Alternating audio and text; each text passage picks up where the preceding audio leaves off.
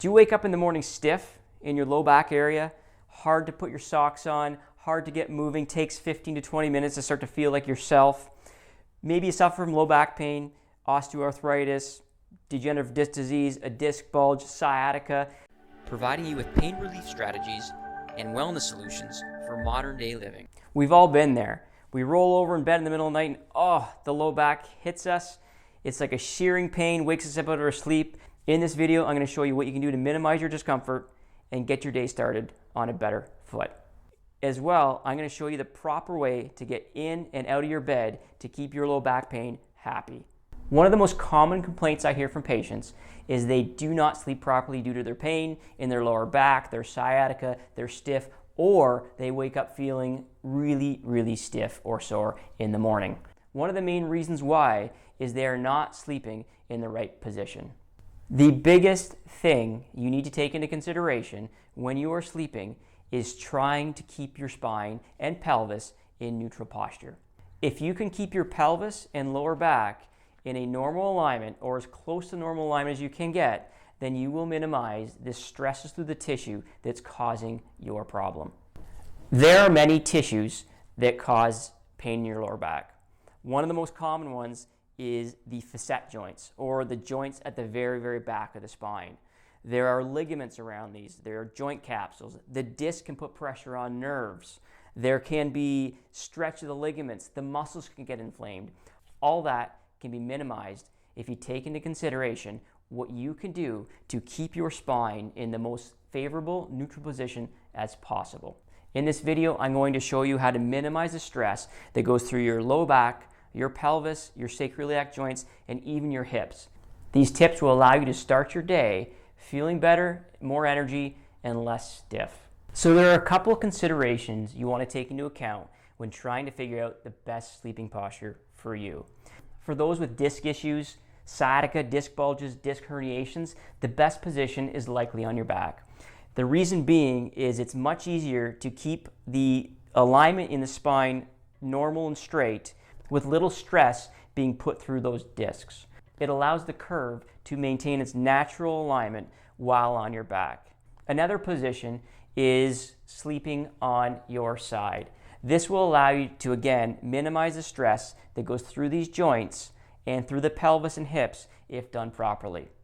What we don't want is we do not want to allow a rotation that happens on your side and your leg pulls down on your pelvis. We do not want to allow that to happen over the course of a night. What it will do, it will create inflammation here in your posterior joints, in your SI joints, and even cause bursitis and hip issues. Before I demonstrate how to use your pillows to keep your pelvis and low back in the proper alignment, I want to just mention this. Your mattress is important. It's one of the things that we get questioned in the office on a day-to-day basis is how long does your mattress last? If you're lucky, your mattress will serve you and your spine 7 to 9 years before it needs to be changed. Your mattress should be very firm, but not so firm that you can't sleep. That would defeat the purpose. But you want a mattress that will be as firm as you can get a comfortable night's sleep on in order to support the correct sleeping posture on your side or your back. Everybody has extra pillows. It doesn't matter what type of pillow it is. It just needs to be sufficient enough to be able to support under your knees and between your knees.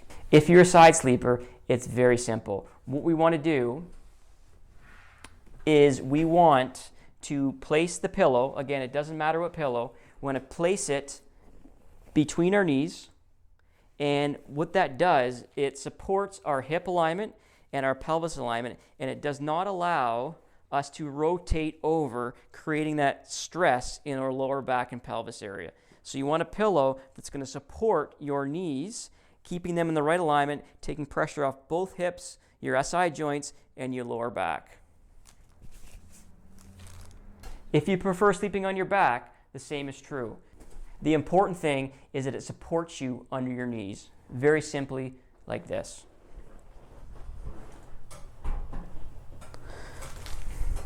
So what you want to make sure is that your knees are bent over top. That will take pressure off your hips, it will take pressure off your lower back and your pelvis area.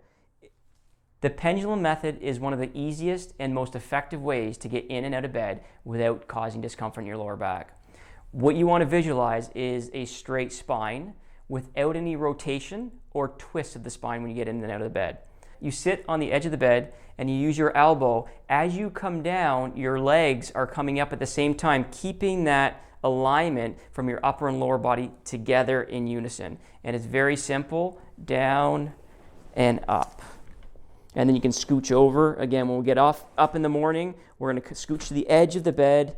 We're going to start with our lower hand, and we're going to come down, and we come up at the same time, keeping that spine in line. We want a very controlled movement to try to minimize any stress to the discs. Another way to get in and out of the bed is what I call the slide method. So what we do is we come up to the bed, and again, we want to keep our spine neutral and not have any twists or forward flexion or extension.